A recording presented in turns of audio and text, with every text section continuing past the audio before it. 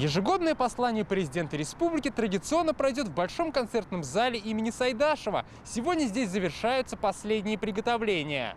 Будут соблюдены все антиковидные меры безопасности. На входе у всех участников измерят температуру, и внутри все будут находиться в масках. На послании будут руководители всех уровней власти со всех районов Татарстана. Как и в прошлом году, в зале будут и люди, внесшие весомый вклад в развитие республики. Как нам сообщила Лилия Галимова, работу над содержанием выступления Рустам Минниханов начал задолго до послания. С документом работает постоянно, даже по командировкам, берет с собой всегда, то есть дополнение, правки. Это такой основополагающий документ, который ложится как инструкция к работе на предстоящий год. Как правило, президент озвучивает основные поручения, которые необходимо выполнить правительству, Государственному совету, главам муниципальных образований. Татарстанцы ждут, что президент в своем выступлении даст ответы и ориентиры развития республики по самым волнующим темам. Интересует, как будет развиваться и дальше, какой будет становиться наша жизнь в реалиях новой этой инфекции и как коснется нас вот эта новая волна, которая пошла. Вопрос безопасности детей. Мы с вами находимся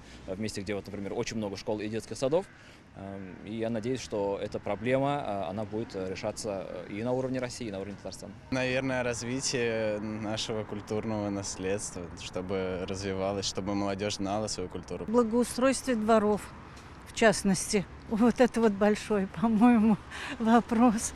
Много вопросов хозяйственного характера. Телеканалу ТНВ в очередной раз доверено вести прямую трансляцию послания президента. В БКЗ будет работать передвижная телестудия с 7 камерами высокой четкости. Подготовка идет всю эту неделю. Мультикамерная съемка нужна для того, чтобы отобразить наиболее полное это событие. То есть получается эффект присутствия телезрителя на данном мероприятии. На сцене будут установлены большие экраны, на которых будет транслироваться определенный видеоряд, дополняющий послание президента. Послание президента республики в прямом эфире ТНВ начнется в 10 утра. Повтор трансляции наш телеканал покажет в 10 вечера.